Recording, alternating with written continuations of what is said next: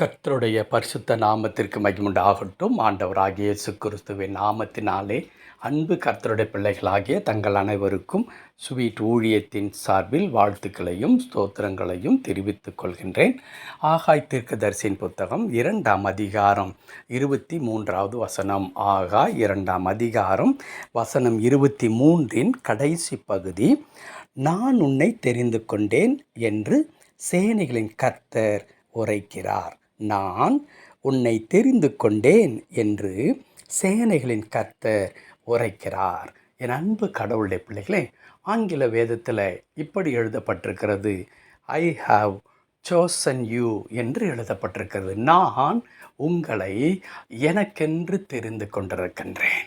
அண்ட சராசரை படைத்த கடவுள், சேனைகளின் கர்த்தர், இதெல்லாம் எதை குறிக்கிறது? அவருடைய வல்லமையை, பராக்கிரமத்தை, அவருக்கு இருக்கிறதான எல்லா விதமான சக்திகளை குறிக்கிறது. அத்தனை பெரிய வலிமை மிக்க கடவுள் என்ன சொல்லுகின்றார்? நான் உங்களை தெரிந்து கொண்டிருக்கிறேன், எனக்கென்று நான் தெரிந்து கொண்டிருக்கிறேன். இஸ்ரவேல் மக்களை ஆண்டவர் தனக்கென்று தெரிந்து கொள்ளும் பொழுது அதற்கான அளவுகோலை உபாகம புத்தகத்தில் மிக அற்புதமாய் சொல்லி இருக்கின்றார். இஸ்ரவேல் மக்களை பார்த்து சொல்லுகிறார், இதோ உங்களை எனக்கு சொந்த ஜனமாக நான் தெரிந்து கொண்டேன். அதற்கு காரணம் நீங்கள் திரட்சியான ஜனங்கள் என்பதினால் அல்ல, அதாவது எண்ணிக்கையிலே மிகுந்த பலத்த ஜாதியாக நீங்கள் இருப்பதினால் உங்களை தெரிந்து கொள்ளவில்லை. எப்படி இருந்தீர்கள்? நீங்கள் கொஞ்சமாக இருந்தீர்கள். நம்முடைய வழக்கத்தில் சொல்ல வேண்டுமென்றால், அவர்கள் அடையாளம் தெரியாத மக்களாக, கேட்பாரற்றவர்களாக அவர்கள் இருந்தார்கள் எகிப்து தேசத்தில். அப்படிப்பட்ட மக்களை கடவுள் தனக்கென்று சொந்தமாக்கி கொண்டு தம்முடைய வல்லமையை அவர்கள் வாழ்க்கையில் நிரூபித்து மாபெரும் சக்தியாக அந்த மக்களை ஆண்டவர் உயர்த்தினார்.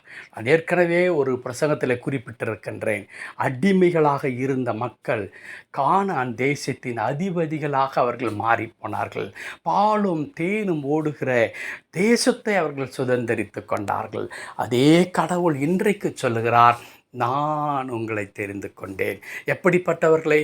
இன்றைக்கு நம்முடைய நிலைமை எல்லாம் கடவுளுக்கு தெரியும். ஒருவேளை நம்முடைய இயலாமைகள், நமக்கு இருக்கிறதான குறைபாடுகள், நமக்கு இருக்கிறதான பிரச்சனைகள், இதெல்லாமே கடவுளுக்கு தெரியும். கர்த்தர் சொல்லுகிறார், நீங்கள் அதிகமாக நெருக்கப்படுவதினாலே, நீங்கள் அதிகமாக கஷ்டத்தில் இருக்கிறதுனாலே, உங்களுடைய கண்ணீரை பார்த்து, உங்களுடைய நிலைமையை பார்த்து, நான் உங்களை எனக்கென்று சொந்த மக்களாக நான் தெரிந்து கொண்டிருக்கின்றேன்.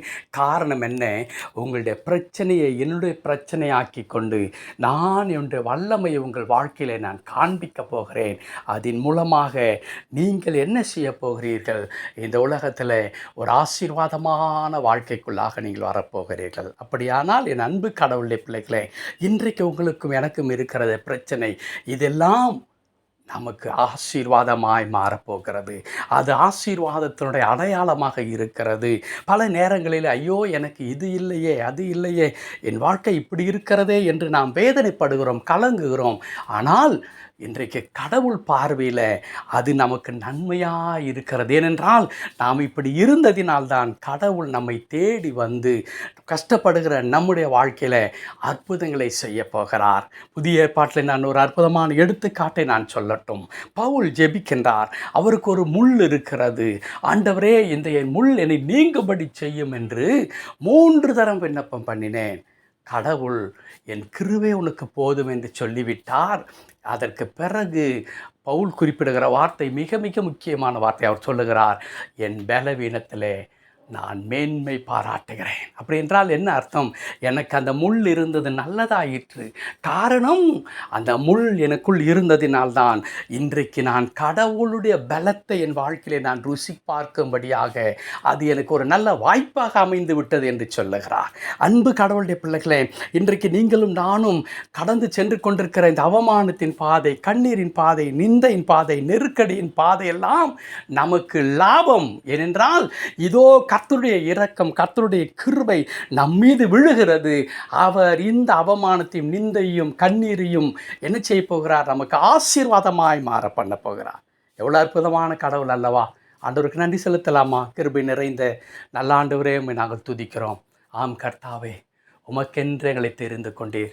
இந்த உலகத்திலே நாங்கள் கர்த்தாவே பல விதங்களிலே புறக்கணிக்கப்பட்டிருந்தாலும் உமக்கு சொந்தமானவர்கள். நீர் எங்கள் மீது அன்பு வைத்து எங்களை ஆண்டவரே உம்மண்டை சேர்த்து எங்களுடைய பிரச்சனை எல்லாவற்றிலும் எங்களுடைய தேவைகளிலெல்லாம் உம்முடைய வல்லமையை விளங்கச் செய்து உம்முடைய பிள்ளைகளாகவும் உம்முடைய ஆசீர்வாதத்தின் அடையாளங்களாக எங்களை மாற்றப் போகிறீர் ஐயா. எங்களுடைய கண்ணீர், எங்களுடைய துக்கம் எல்லாம் களிப்பாக மாறப்போகிறது. அதற்காய் தோத்திரம். திருக்கரத்தில் தாழ்த்தி அர்ப்பணிக்கிறோம். தொடர்ந்து பொறுப்படுத்திக் கொள்ளும். மீட்பர் நாமத்தில் பிதாவே. ஆமென், ஆமென்.